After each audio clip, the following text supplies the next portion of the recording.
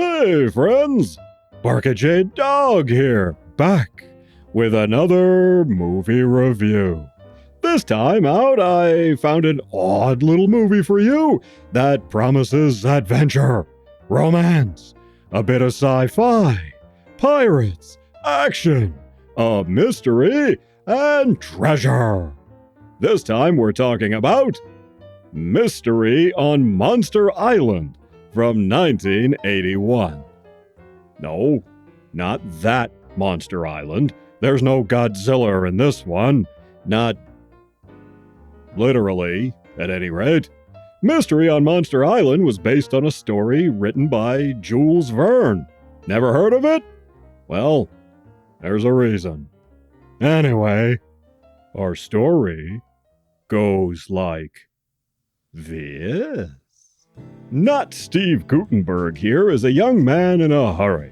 He wants to live a life of adventure before settling down with his intended chick, Meg. So his wealthy uncle, Mr. Moneybags, sends him off on a trip across the ocean in order to give this guy a chance at adventure. And boy, does he ever get it. Along on this trip, probably just to get rid of him, is this annoying professor who has been teaching the Moneybags ward and intended chick, Meg, elocution and stuff. He's kinda on the prissy side and afraid of his own shadow. Well, one day, the boat nears an island, and our heroes wake up to discover the crew is dead. Then they get attacked by these guys who look like they came out of an episode of Doctor Who. Are they the Sea Devils? Silurians? Sleestacks? Who knows? Anyway, our heroes have to escape. Then their boat gets blown up, and they're stranded on this mysterious island. No, not that mysterious island. This is a different mysterious island. But this island isn't just an island. It has a secret. No, it's not Gilligan's Island, so we don't get Mary Ann and Ginger. Instead, it's got a volcano full of gold. I'd rather have Mary Ann. Anyway, they discover some cannibals who are getting ready to kill this prisoner. So not Steve Gutenberg saves his life. This native soon becomes their man Friday. They also get attacked by these kelp monsters. And then they find a cute, sexy French chick living on the island. I'd still rather have Mary Ann. They also run into dinosaurs. And then these villains show up looking like they were headed for the Sahara, but took a right toin at Albuquerque instead. They're after the gold, of course. Why they're dressed for the desert on a tropical island? Don't know. Will not Steve Gutenberg and this professor and sexy chick who's not Mary Ann escape this island of doom? Will the baddies get the gold? And why do we get saddled with this stupid monkey? Ugh.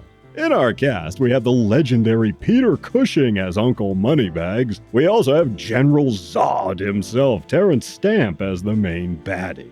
And Paul Naschy, he's here too, for like 5 minutes. Those are your 3 big name brands, and they only appear pretty much at the beginning and at the end of the picture.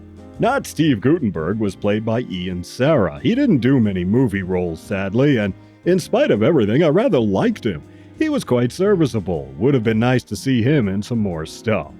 The professor guy was played by David Hatton. This guy reminded me of a cross between Malcolm McDowell from Time After Time, Patrick Troughton's Doctor Who, and Dr. Smith from Lost in Space. While he is indeed annoying, this actor is rather good, so I found I could forgive the deficiencies in this character.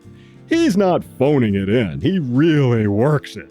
So, all due credit to him, he actually crafted something out of this character. And the intended fiancé chick, Meg, she was played by Anna Obregon. She actually has done a lot of stuff, but mostly in Spain. Mystery on Monster Island was a US and Spanish co-production, which is why the balance of the cast are lesser known, at least in the US. And the movie was all filmed mostly in and around Spain and the Canary Islands. Some of the island locations feeling fresh and interesting because they weren't just California like we're used to. As I say, this was based on a Jules Verne story from 1882, known either as Godfrey Morgan, a Californian mystery, or The School for Robinsons, or The School for Carusos. This original story doesn't have any dinosaurs. This is a TV movie, and it shows. The tone here, the music, the sets, the costumes, the special effects, everything about this one just screams TV movie. It's very ho-hum, and they spend way too much time on the professor's histrionics, and it has a stupid monkey. Why has it always got to have a monkey? Ugh. But if you were a little kid back in the day, you'd have probably enjoyed Mystery on Monster Island. As it is, it's just kind of dumb, but hey, I've seen far worse.